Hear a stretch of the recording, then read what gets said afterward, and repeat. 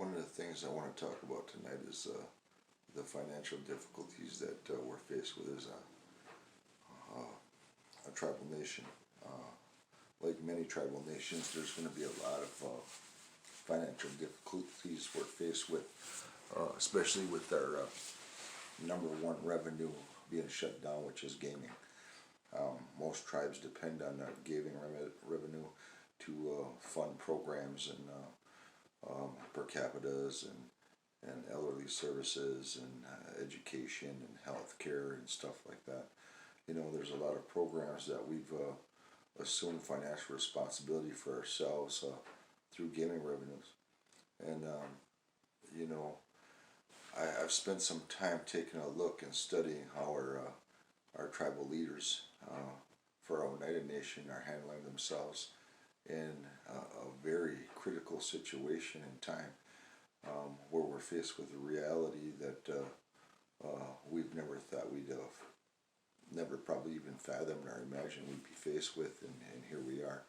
You know, no other tribal business committee has ever had to face this reality, no matter what nation you come from. You know, and I'm not taking from the business committees and elected officials who have served before this one, because they've all done amazing jobs and have done the best they could, you know, in their tenure in office and stuff like that. You know, what we need to do as a people, though, is to be supportive. You know, whether you're Ho Chunk, whether you're Stockbridge, whether you're Menominee, Winnebago, you know, you know, and I don't mean to leave anybody out, because there's tribal nations and governments countrywide that are faced with the same reality. Every one of their business committees are trying to work hard to, you know, sustain their tribal membership and programs that they do have. You know, every tribe has got financial responsibilities, because every tribe has got their own loans out for their own programs and their own things, whether it's land acquisition, whether it's education, and like I said, health care and things like that. You know, and employees and all the employees that they employ. You know, no tribal government wants to have to terminate anybody's employment or lay anybody off, but here we are faced with this reality, you know, and we all can be faced with it. I mean, you know, if things don't improve or get better anytime soon, you know, we're faced with even a harsher reality, you know, and you know, I can't even imagine, I can't imagine the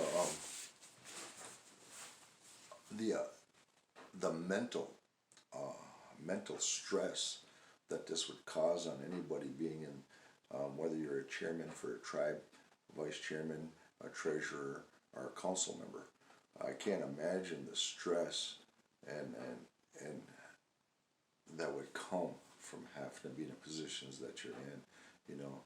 So, you know, I applaud you all on doing the best that you can, you know, and this is no time for any one of us to point fingers at anybody, but to work together and come together and be supportive of each other, because it's going to take every one of us being understanding, patient, and tolerant to come through this. We're all going to have to make sacrifices, you know. There's people who depend on per capitas, and, you know, I'm sorry, man, you know. I look forward to that just as anybody else, because I look to that extra money that we get to help me with my financial difficulties. But you know what? We're all faced with those right now, and we're going to have to figure something out. You know, it's going to take time to rebuild, and that's a fact. You know, everybody's got their own ideas and their own opinions, but what it really comes down to is being supportive of where we're at right now, and try to be understanding on what's trying to be accomplished to get through this. You know, not every solution or every answer is going to be the best one. It's not going to be the most perfect, maybe, but it's going to be um, what maybe is the best decision at that time, and maybe seem like the only decision at that time. Um, you know, so the best thing that we can do, no matter what nation you belong to, um, is be understanding. You know, we need to come together as one people, one nation, and help each other out any way we can, and help all nations to be able to sustain through this whole thing. Um, the most important thing to us is the well-being of the people that we love and care about the most, you know, and that's health, and that's health and protection. You know, that should be our first and number one priority, is looking out for the health and protection of everybody that we employ, everybody that we serve, and everybody that we call family. Um, what if you look at it that way and you think about it that way? It'll be easier for us to stay out of ourselves and stop thinking about, you know, oh my God, you know, I'm faced with this reality. No, you're not faced with that reality. We're all faced with that reality, uh, including um, our business committee members. They leave that office, they're faced with the same realities at home. Yeah, you know, um, I say, you know, I say thank you to each one of our our business committee members, from the chairman down to our councilman members. Um, I thank all the General Tribal Council people and membership, who are very supportive right now and very understanding. And I see a lot of it out there. There's a lot of people with really big hearts and good minds right now that are saying, you know what, you know, heck with per capita, you know, that ain't the most important thing in the world. The most important thing to us is being able to maintain. And, you know, um, to all of you that think that way, I say, you know, hey, uh, thank you and congratulations, and I applaud you too, for having a good mind and a good heart and thinking about the people as a whole. Um, so I think what I'd like to say before I end this video is, my prayers go out to each and every one of our tribal nations all over the country, all of the leadership. You know, Lodad Sacred Chanupa, you know, you'll be in those prayers. Your people will be in those prayers, and your governments and your futures will be in those prayers. You know, as I pray for our people also, and our tribal government. You know, we got this.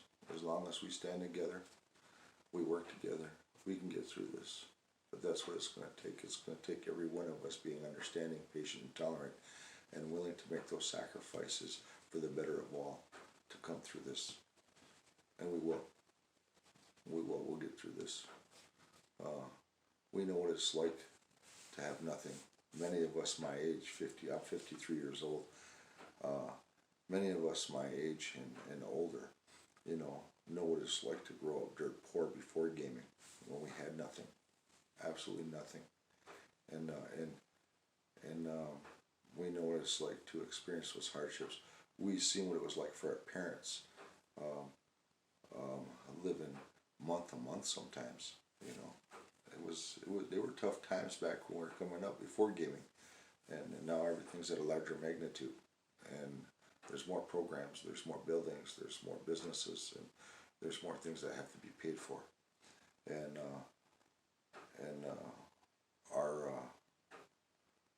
our business committees throughout the world, throughout this country, have that responsibility of dealing with that financial burden of how they're going to use reserve resources and finances to sustain.